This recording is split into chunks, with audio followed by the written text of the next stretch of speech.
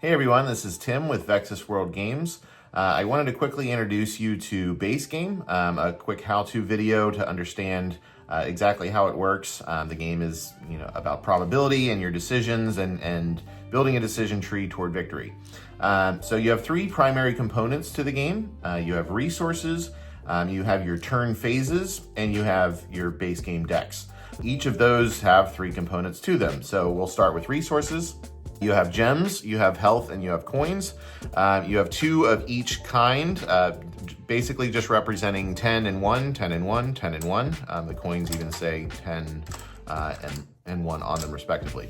The goal of the game is to get to 100 gems first. So gems are very prized. You want to race to the finish as quickly as you can. An alternate win condition is wiping out an opponent or rolling a 19 or a 20 on an emperor. And we'll get to the emperor in a bit. So gems have a special quality to them. They can actually be turned into coins at any time in the game unless they're being directly stolen or destroyed. So players in the middle of their turn can or even in the middle of somebody else's turn, can turn their gems in and get some coins in order to pay for certain cards. Next, we have health. If you run out of health, you're out of the game. So it's incredibly important to maintain your health total. Health is mostly going to go away in base game because of bosses, which is a choice that you have throughout your turn. Players don't need to win with or play with any one specific style, never have to risk their health unless an opponent is directly attacking them, which in base game is very rare. So again, you have 10 and 1. Players start with 30 health, 10 gems, and 10 coins. So you're pretty safe early on, but you're not going to be able to probably stand up to the biggest, baddest bosses. And lastly, we have coins. Coins serve two major functions in base game. So their typical function is to pay for shop cards, which we'll get to here shortly. Their secondary function is to manage bosses. So bosses can be bribed or escaped. Again, we'll get to that shortly. So that covers resources. The next part is turn phases. So you have three phases to your turn: trade, activate, and draw. Your trade phase is an option for whoever's turn it is. They may make trades or accept trades from other players. So opponents can't trade between each other while it's my turn. So if I want to trade with my opponent, I can offer trades where they can stop me and say, hey, before you do anything, again, this is your first phase of your turn. After you've played cards or drawn, you can no longer trade with players. So it has to be the very first thing that you do during your turn. And trades can be as creative as you like. So if you want to trade resources, health for gems, gems for coins, you can certainly do that. If you wanted to trade deployed cards, maybe you've got a couple of shields, and you want to swap them with an opponent for something that they have. There's theoretically no limit to how much you can trade or what you trade with your opponents, but all trades must be publicly announced. So players can say, I will trade XYZ with you. If I'm trading held cards, I can say I'll give you two random shop cards, in which case I don't have to describe what they are. Or if I have, say, a summoned emperor and I want to trade, I have to announce that I'm trading a summoned emperor. If the person that I'm trading with knows, everybody has to know. And all players not involved in the trade can overrule the trade, basically on the grounds that it violates the spirit of the game rules. So that's your trade phase. Next, you have your activate phase. With base game, that's exclusively going to matter for shop deck. So while these two cards are always immediately resolved as soon as they're drawn, shop deck, you actually have a choice. When you draw a shop deck card, it has a cost to it. So you can either play right away or you can wait. So if you decide to wait, this will be played after your trade phase, but before your draw phase. And if it triggers a draw, it also is your draw phase. Next, you have your draw phase. Your draw phase is your choice for turn. It represents your one of three options to choose from every turn. And when you have expansions in play, those are just additional options as your choice as your draw for turn. Each of the three decks in base game has exactly 100 cards with one power card in each deck. So we'll go over them each individually, and we'll start with Resource Deck. Resource Deck has only 7 different cards in the entire deck. So it's got some really common copies. There's the first one, which is a coins card, which says you roll your D20 dice and you receive that amount of coins. So all players start with two kinds of dice. You have a D20 and a D6. The D6 is the 6-sided dice, and the D20 is the 20-sided. So most of the cards within the resource deck will have you roll a D20, and whatever that number is, that's the number you get. So if I were to roll, and let's say I rolled an 8, I'd get 8 coins. And if I chose a resource for my turn, that would end my turn. And then the next one is the coins times 2 card. Exactly what it says. You're going to get double the amount of coins for whatever your number you rolled. So again, if I had rolled an 8, I'd get 16 coins if I had pulled the coins times 2 card as my draw for turn. Next, we have health. Health is going to be a critical resource for trying to fight bosses, which we'll get to next. Without health, you're going to have to either lean into shop deck strategies or resource deck strategies, but health is going to be critical if you want to fight bosses. Next, we have the 3 gems card, just what it says. There's no rolling involved here. You just receive 3 gems from the bank. And then next we have a 5x5x5 card, exactly the same as the 3 gems, except you're going to get 5 gems, 5 health, and 5 coins. The difference is there's 30 copies of health, there's 9 copies of 3 gems, there's 5 copies of the 5x5x5 card, and there's 5 copies of the gems card, an extremely valuable card to find. There's, again, having only 5 of them means that this is kind of a tough way to win the game just by drawing resource because they're so rare, but this one lets you roll a d20, you receive that number of gems, whatever it is that you rolled. And then lastly, we have the power card in the deck. There's only 1 copy in the entire deck, and all the power cards are indicated by this little reshuffle when discarded symbol down at the bottom right. If the card has that, once the card is resolved, once its effect is completed, it's going to be reshuffled directly back into the same deck to be immediately available for the next player. This one says roll d20, receive double that amount of gems for each of gems, health, and coins. So if you find this card, you're in for a big bundle of resources. I rolled a 12. So I'm going to get 24 gems, 24 health, and 24 coins. It's a big moment, typically within the game, can often be a game winner if the player is far enough along and gets lucky enough to find it. So that's resource deck.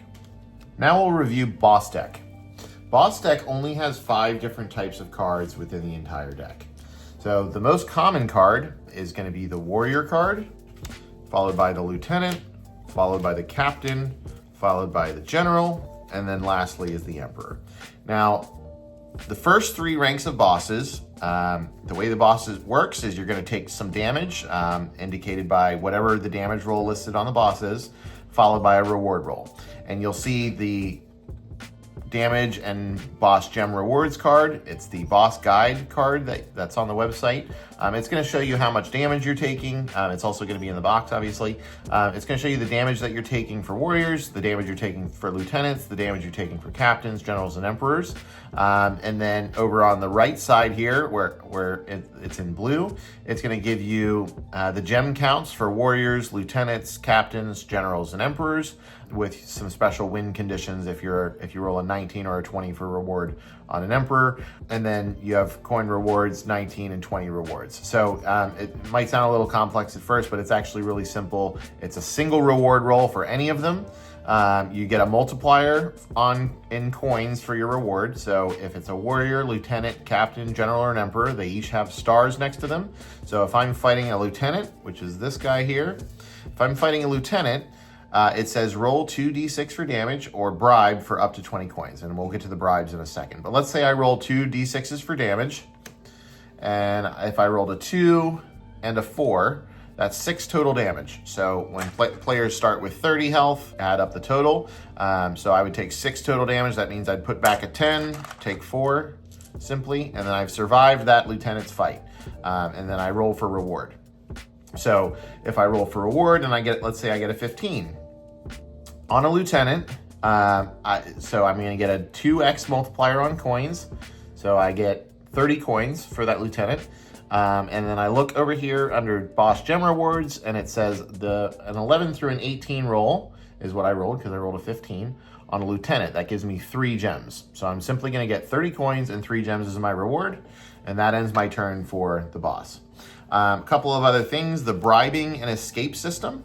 So for bribing out of any of the first 3 ranks of bosses, that's gonna be warriors, lieutenants, or captains, players can bribe for 10 coins to avoid one of the damage rolls. So if I had rolled a 5 and thought, wow, that's too much damage for me to take for my first hit, I'm gonna instead pay 10 more coins. If I was still fighting that lieutenant, I'd pay 10 more coins to get out of the second damage roll. So that's bribing. Or you could, before any damage is rolled, you can bribe. I could have bribed for 20 coins to get out of the first one, or just 10 coins to get out of the second damage roll. That applies for warriors, which would cost you 10 coins to bribe out completely. Lieutenants, which would cost you 20, or captains, which would cost you 30 to bribe out completely, or less if you're just bribing out of fewer damage rolls. Generals and emperors are very unique in that they roll a d20 for damage rolls. So the general rolls 2 d20s against you for damage. Now, unlike the first 3 ranks of bosses, players can escape emperors and generals. And what escaping means is you're gonna pay a select amount of coins, and then you get out of the fight whatever damage rolls are remaining that you didn't take. So let's say I've got 24 health, and I rolled, let's say for this instance, I rolled a 19 for damage. Very painful. I'm all the way down to 5 health left. I don't want to roll again, which is the requirement to defeat it. So instead, if I've got the coins or the gems to convert into coins, I can pay 50 coins to escape the fight entirely, but I get no reward roll. Unlike the bribing for the first 3, which does give you a reward roll, escaping gives you nothing. So it's a last-ditch effort to save your life and escape a fight. And then lastly, we have the power card. There's only 1 copy in here, the Emperor. Very intimidating, very dangerous boss, but it has potential game-winning rewards. So you roll 5 d20s for damage, adding them up along the way. So if I were to roll for damage, I've got 18. I'd be long dead by now. 18 plus 12, that's 30 damage, plus 2 is 32, plus 5 is 37. Plus 2 is 39. So I would take 39 damage, which is pretty low, actually, for an Emperor. 39 damage from an Emperor. If I won, the Emperor has the largest reward. It's going to have a starting rate of 35 gems. And if you roll a 19 or a 20 when fighting an Emperor, you actually win the game. So that's just a quick breakdown of boss deck. And then lastly, we have shop deck. Shop deck consists of 10 different kinds of cards. And again, as you draw shop deck, as your draw for turn, you get to either play immediately or save the card. So they can be activated when drawn, but there's a cost to deploy them or to activate them. So the first card we've got is a shield card. There are 40 copies within the deck, so it's very common to find. The shield card is a -1 damage. So this is especially useful against the early 3 ranks of bosses, which make up 95 out of the 100 bosses. So most of them in the deck by far. And these shields stack. So it's a -1 damage. Remember the lieutenant we fought. Well, actually, let's fight a captain instead because it illustrates it better. So a captain, if I roll once and took 6 damage, my shield would protect me from one of those, and it stays out. So I would take 5 damage from the first roll, no damage because I rolled a 1 on the second roll. My shield stops that, it subtracts the 1 damage. So I take no damage from the second roll, and I take another 5 damage from the third roll, which was also a 6. So instead of taking 12 damage, or instead of taking 13 damage that round, I only took 10 damage. Because the shield saved me 1 each time. And they stack. So yes, if you get 6 shields, you're protected from all damage from 95% of the bosses in boss deck. Which there are some ways to counteract that if your opponent's doing it and they're getting out of control. But we'll get to that in a second. Next we have Evade. Evade costs 20 coins to activate. It allows you to draw a boss as your draw for turn and avoid all damage. So when you're playing this, from your hand, you can either play it immediately when drawn, paying the 20 coins, and then draw a boss, to evade all damage, and then you roll for rewards. So there's just no damage roll, but it's a mystery boss. You can't know what it's going to be and then play the evade. You play the evade, find out what the boss is going to be. You can also evade. There are bosses actually within Shop Deck. They're called unsummoned generals and unsummoned emperors, which we'll get to in a second. This exclusively works with boss deck. Evade skips the boss deck damage. Next, we have the memory card. Memory card is going to save an opponent's reward roll to be available for you on your next turn and against a boss. So in other words, if an opponent rolls a 19 or a 20, those give those really high-end rewards on the bosses. You can then say, I'm gonna memory this, and you pay 30 coins. Again, you're actually playing this typically on an opponent's turn, and then you save or record the number that was rolled. So if they rolled a 19, let's save a 19. And then on my turn, my very next turn, I need to draw a boss, otherwise this memory is gonna go away. So I would draw a boss, it's a lieutenant. I would have to fight it and survive, or I can bribe out for 20 coins, or roll for one and pay for one. And then I would get the 19 reward roll, and I would just not get a reward roll. This I would take instead. So then that's discarded and you get the 19 rewards. So you're capitalizing on another player's luck. Then we have Gem Heist. There are only 5 of these, so we're getting into the rare cards now. The Gem Heist, you roll a d20 to steal that amount of your target opponent's gems. So I just rolled an 18. I would be able to declare an opponent, roll against them, make sure I pay the 50 coin cost, and steal whatever number I rolled from that person. So very powerful card, very painful. And then we have a Destroy Shields card. Remember the shields from earlier? Destroy Shields lets you destroy all currently deployed shields from all opponents, or even just specific opponents if you just want to target certain people. This one's going to cost you 50 coins. There's 5 copies of it. Once they're destroyed, you discard the cards and move on with the game. Then we have Boss Time. Boss Time's very unique in base game in that it's the only card that's going to let you directly deal damage to your opponents. There's only 4 of them. Again, very, very rare. It's cost you 50 coins, and it says you or all of your opponents fight the next 2 bosses without escape or bribes. So what that means is you're putting yourself in a dangerous situation if you're low on health, but if you've got tons of health and you're totally prepared to fight bosses, you may want to play it on yourself, giving yourself your best chance at a big gem surge forward. Where you might play it on your opponents if one of them is especially weakened, or if there's arenas in play or expansions in play that enhance the bosses that are out. There's a number of reasons to play it on your opponents, but the number one in base game is to try to knock out an opponent, because if you knock out an opponent, you get to keep all of their remaining gems and coins. So that's a huge incentive to knock out other players, giving yourself a potential surge toward victory. And even if you don't get to 100 gems by knocking them out, if you knock out all other players, you win the game that way. Next, we have Deflect. Deflect is going to be one of the most powerful defensive cards, not only in base game, but in all versions and formats moving forward. It essentially protects you from any one incoming effect, which includes players trying to memory your reward roll. It includes somebody playing a mirror on you, which is one of the expansion cards, but especially it stops somebody from gem heisting you, playing a Destroy Shields against you, any one effect of somebody trying to steal something, damage you, or harm you. That saves you from one. It costs 50 coins to use. You discard it, and you ignore their effect against you. Next, we have Summon General. Summon General is unique in that it's a fight that you can control from your hand along with Summon Emperor. Shields can be used against the Summon General, which is critical, especially if you're playing Shop Deck strategy and you've got lots of shields out. It allows you to use those shields to your advantage, whereas normal generals will eat right through those shields. Summon Generals cost you 100 to play. They're still escapable. You could still pay the 50 coins if in the middle of the fight you've just taken way too much damage.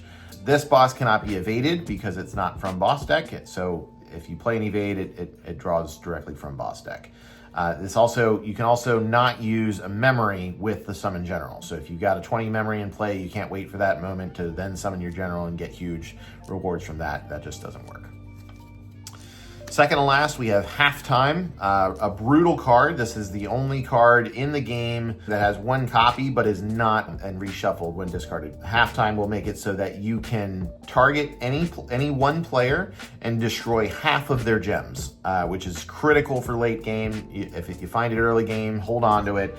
It's going to be one of the most powerful defensive cards to play against an opponent. Rounding their gems down by half. This can be deflected, so it's another reason to hang on to a deflect rather than waiting, or rather than using it up on a gem heist or using it on a boss time to protect yourself. You can use it on to protect yourself from a halftime, which is really its ultimate value.